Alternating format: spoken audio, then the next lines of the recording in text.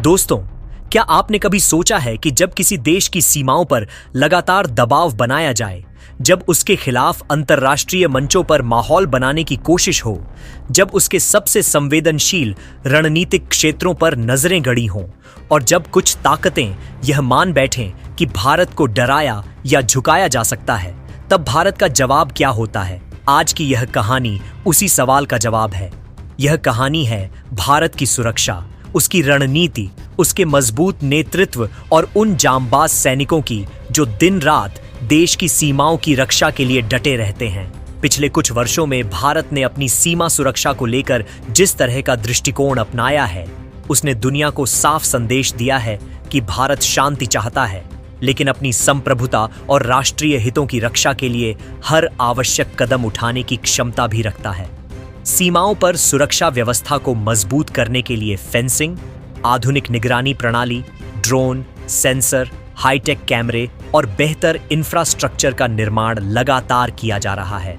लेकिन जब भी किसी सीमा क्षेत्र में सुरक्षा व्यवस्था मजबूत होती है, तब कुछ ऐसे तत्व भी सक्रिय हो जाते हैं जो इस व्यवस्था को चुनौती देने की कोशिश करते हैं। यही कारण है कि समय समय पर सीमावर्ती क्षेत्रों से ऐसी खबरें सामने आती रहती हैं जो सुरक्षा एजेंसियों की चिंता बढ़ा देती है। बताया जाता है कि कुछ क्षेत्रों में संदिग्ध गतिविधियों और अवैध घुसपैठ की आशंकाओं ने सुरक्षा तंत्र को और अधिक सतर्क बना दिया।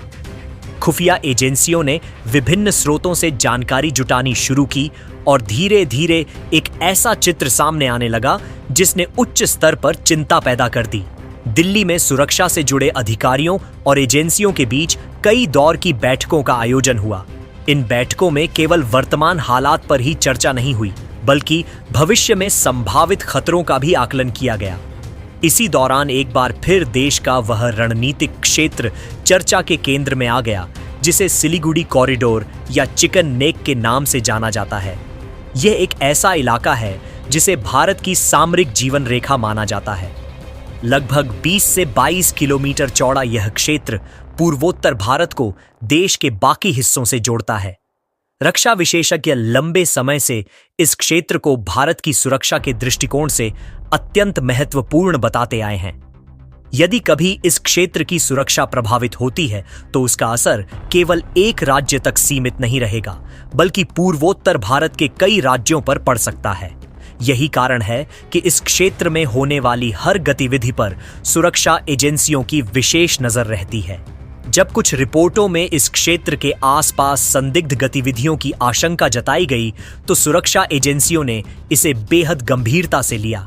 निगरानी बढ़ाई गई, गश्त तेज की गई और विभिन्न एजेंसियों के बीच समन्वय को और मजबूत किया गया। सेना, सीमा सुरक्षा बल और अन्य सुरक्षा एजेंसियों ने मिलकर एक व्यापक सुरक्षा ढांचा तैयार किया ताकि किसी भी संभावित खतरे का समय रहते पता लगाया जा सके। इस पूरी प्रक्रिया ने यह स्पष्ट कर दिया कि भारत अब केवल खतरे का इंतजार नहीं करता, बल्कि पहले से तैयारी करके उसे रोकने का प्रयास करता है।